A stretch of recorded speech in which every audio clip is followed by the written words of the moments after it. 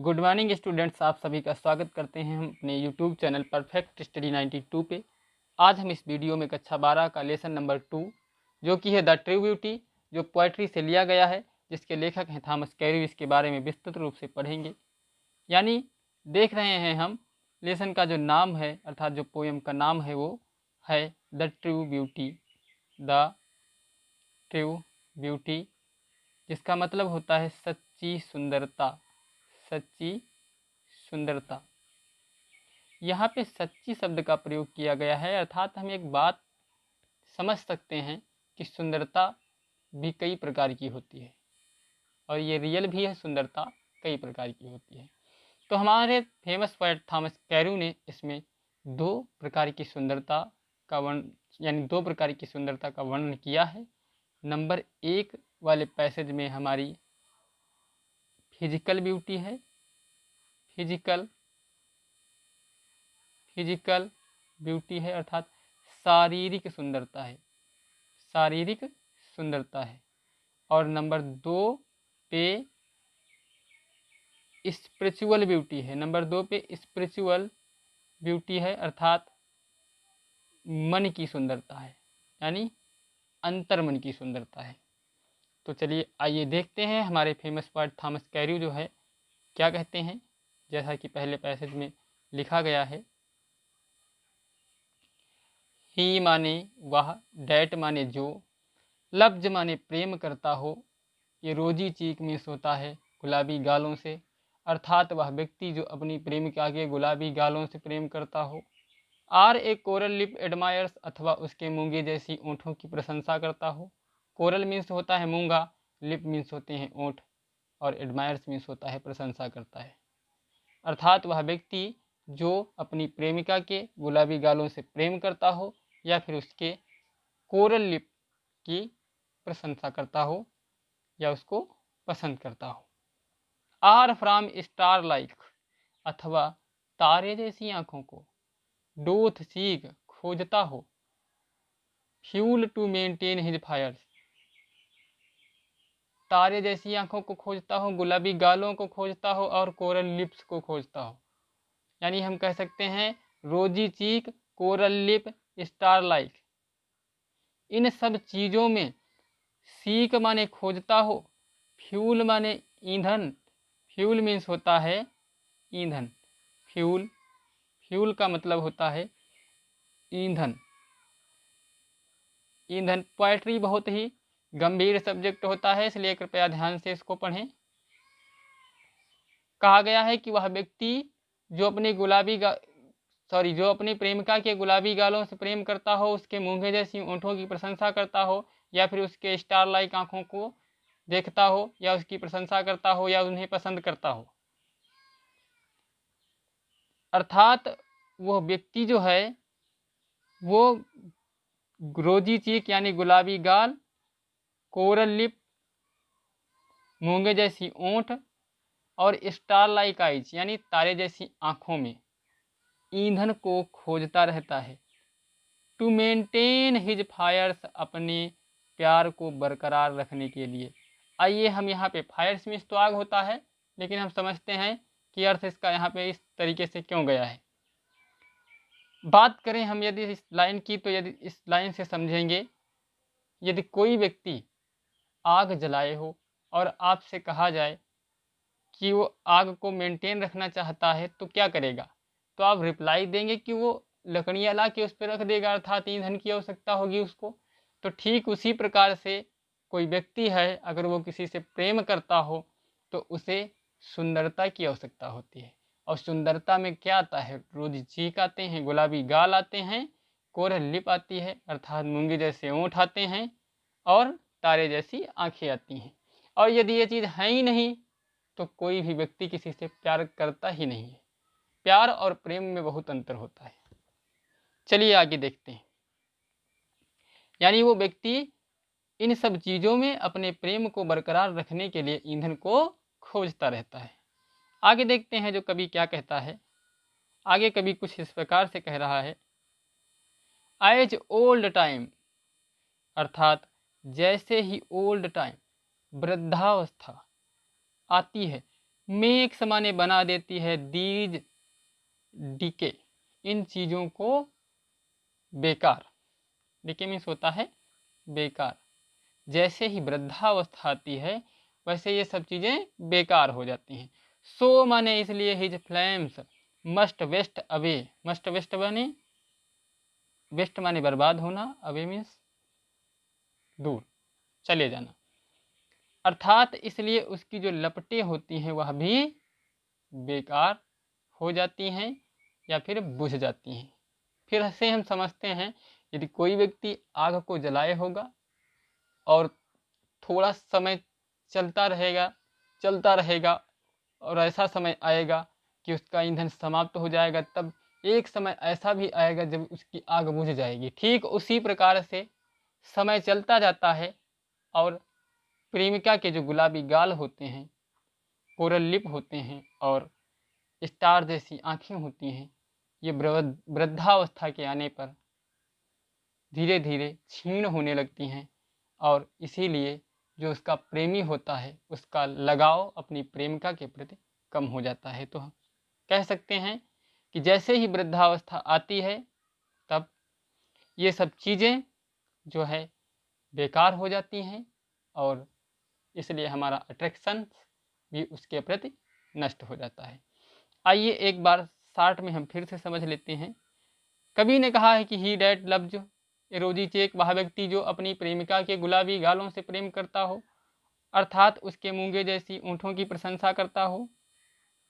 गुलाबी गालों से प्रेम करता हो अर्थात उसके मूंगे जैसी ऊँटों की प्रशंसा करता हो, या फिर उसके तारों जैसी आँखों में ईंधन को खोजता रहता हो अपनी भावात्मक ज्वाला को बरकरार रखने के लिए या प्यार की ज्वाला को बरकरार रखने के लिए। बट जैसे ही ये वृद्धावस्था आती है तो ये इन सब चीज़ों को नष्ट कर देती है, इसलिए उसकी जो लपटें होती हैं वो भी नष्ट हो जाती हैं।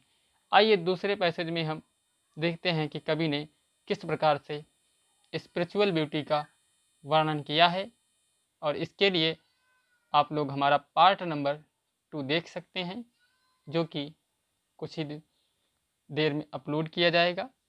चलिए एक बार इसी को हम फिर से रिवीजन कर लेते हैं ताकि बहुत ही अच्छे तरीके से समझ में आ जाए।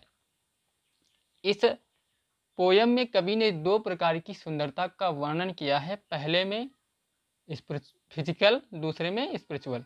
तो पहले में हम देखते हैं जैसा कि लिखा गया है, ही डैट लव्स ए रोजी चीक, वह व्यक्ति जो किसी के गुलाबी गालों से प्रेम करता है, आर कोरल लिप एडमायर्स, अथवा उसके मूंगे जैसी ऊँटों की प्रशंसा करता है, or from star like eyes doth seek, अथवा उसके तारे जैसी आँखों को देखता रहता हो या उसकी प्रशंसा करता रहता हो। यानी इन सब चीज़ों में वह व्यक्ति अपने प्यार को बरकरार रखने के लिए ईंधन को खोजता रहता है, और जैसे ही वृद्धावस्था आती है धीरे धीरे ये नष्ट हो जाता है और इसलिए उसका जो भावात्मक प्यार होता है वो भी नष्ट हो जाता है। चलिए हमने बात की थी प्रेम और प्यार में, तो आपको बता दें प्रेम जो होता है जीवनों पर, यानी जब तक हमारा जीवन होता है तब तक रहता है, और प्यार जो होता है जब तक ब्यूटी रहती है तब तक रहता है। जैसे कि यदि कोई व्यक्ति किसी से प्रेम करता है तो वो उसे जीवन पर्यंत करेगा, और यदि प्यार करता है तो कुछ समय के बाद उसे वो भूल जाएगा। जैसा कि पहले पैसेज में बताया भी गया है कि हमारी फिजिकल ब्यूटी होती है जो समय के चलते नष्ट हो जाती है। नमस्कार दोस्तों, धन्यवाद।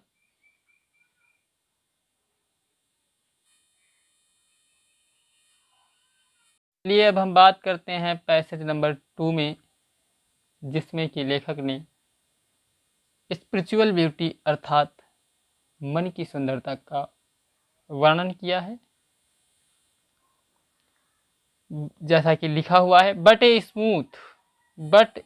स्मूथ अर्थात सुदृढ़ एंड स्टीड फास्ट, दृढ़ होता है, इसके मीन्स दृढ़, माइंड मस्तिष्क अर्थात एक सुदृढ़ नियत या एक समान रहने वाला मस्तिष्क, जेंटल थॉट्स सभ्य विचार, काम डिजायर शांत इच्छाएं, hearts with equal love combined, hearts with equal माने समान, लव माने प्रेम, कंबाइंड माने बंधे हुए, अर्थात दो दिल जो समान प्रेम से बंधे हों। Kindle never dying fires, kindle उत्तेजित होना, नेवर डाइंग, नेवर माने कभी नहीं, डाइंग्स माने बुझने वाला या मरने वाला या मरने वाली या बुझने वाली। वेयर जहाँ पर, दीज आर नॉट नहीं है, आई डिस्पाइज मैं घृणा करता हूँ, लवली चीक्स गुलाबी गालों से या प्यारे प्यारे गालों से, आर लिप्स अथवा मुंह ओंठों से, या फिर आइज आँखों से। आइए अब हम इसका विस्तृत एक्सप्लेन समझते हैं। इन लाइनों में कवि कहता है कि but a smooth and steadfast mind, meaning एक एक आपने क्लियर कर ली होगी। But a smooth and steadfast mind, एक नियत रहने वाला दिमाग, एक सुदृढ़ दिमाग, अच्छे अच्छे विचार, शांत इच्छाएं, प्यार में बंधे हुए दो दिल जहाँ पे होते हैं वहाँ पे कभी न बुझने वाली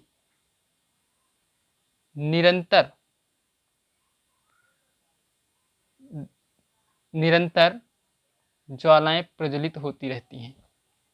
अर्थात हम समझ सकते हैं कवि कह रहा है यहाँ पे, जहाँ पे ये चीज़ें होती हैं वहाँ पे एक ऐसी सुंदरता का जन्म होता है जो कभी नहीं समाप्त होती है।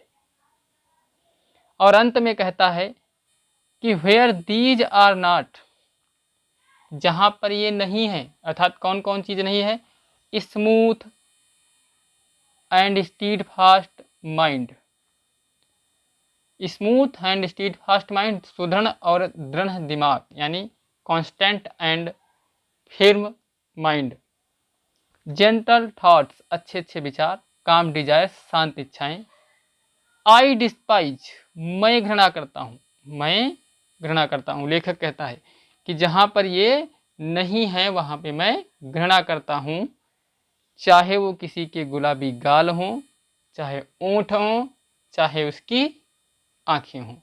इस प्रकार से हम समझ सकते हैं कि इस पैसेज में कवि ने बहुत ही अच्छे ढंग से हमारी स्पिरिचुअल ब्यूटी को डिनोट्स किया है।